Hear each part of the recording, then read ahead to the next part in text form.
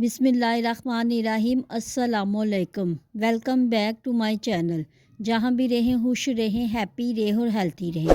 आज आपके लिए मैं वनीला केक स्पंज की रेसिपी लेके आई हूँ, जो बहुत ही कम चीज़ों से बनकर रेडी होगा। इसके लिए आपको किसी बीटर वगैरह की ज़रूरत नहीं होगी। ये जूसर मशीन में बनकर रेडी होगा। बहुत ही डिलीशियस और यम्मी ये केक बनकर रेडी होगा और बहुत ही लो बजट रेसिपी है। इस रेसिपी को आपने एंड तक ज़रूर देखना है ताकि कोई टिप्स और ट्रिक अच्छी तरह से फॉलो कर सके और कोई चीज़ मिस ना हो। चले स्टार्ट करते हैं। इसके लिए सबसे पहले मैंने 1 कप मैदा इसको किसी छाननी में डाल लें और इसी के साथ इसमें हाफ़ टी स्पून सोडा और 1 टेबलस्पून बेकिंग पाउडर का शामिल कर दें। इन तमाम चीज़ों को अच्छी तरह से छान लें। ड्राई इंग्रेडिएंट्स को अच्छी तरह से छान लें और इसको अच्छी तरह से मिक्स कर लें। और इसी के बाद हम ब्लेंडर में 2 अंडे शामिल करते हैं। मैंने 1 बाय 1 अंडे काट के तोड़कर में शामिल कर दिया है ताकि कोई अंडा ख़राब ना निकले। इसी के साथ इसमें हाफ़ कप चीनी शामिल कर दें और इसी के साथ हाफ़ कप ऑयल शामिल कर दें। इन तमाम चीज़ों को ब्लेंड कर लें ताकि तमाम चीज़ें अच्छी तरह से मिक्स हो जाएं। जब तमाम चीज़ें अच्छी तरह से ब्लेंड हो जाए तो इसको मैदे वाले मिक्सर में इसको शामिल कर दें और इसको हल्के हाथ से मिक्स कर लें। आहिस्ता आहिस्ता इसको अच्छी तरह से मिक्स कर लें और इसमें मैंने half tea spoon vanilla essence का भी शामिल किया है और इसको भी अच्छी तरह मिक्स कर लिया। अब हम इसमें दूध शामिल करेंगे। मैंने 1/4 कप दूध लिया है जो इसमें आहिस्ता आहिस्ता करके शामिल करूँगी। थोड़ा सा दूध डालकर इसको अच्छी तरह से मिक्स करें। बाद में मैंने थोड़ा सा दूध और इसमें शामिल किया और इसको अच्छी तरह से मिक्स कर लें।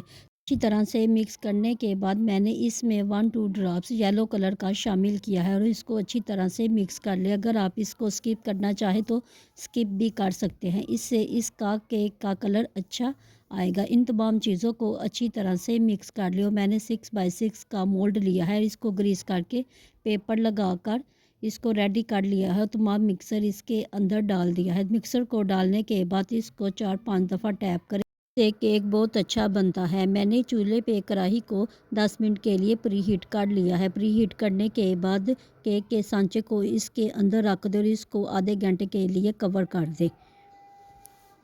आधे घंटे के बाद हम देखेंगे अल्हम्दुलिल्लाह माशाल्लाह हमारा केक बहुत ही बेहतरीन बनकर रेडी हुआ है और बहुत ही सॉफ्ट ये बनकर रेडी हुआ है। अब हम इसको ठंडा करने के लिए कुछ देर के लिए रख देते हैं। गरम केक को कभी भी ना काटें। ये बहुत ही सॉफ्ट बनकर रेडी हुआ है। गरम केक हमेशा टूट जाता है। ठंडा होने के बाद इसको किसी छुरी की मदद से इसके किनारों को साफ़ कर ले और इसको मोल्ड से बाहर निकाल लें और इसका बटर पेपर भी रिमूव कर दें।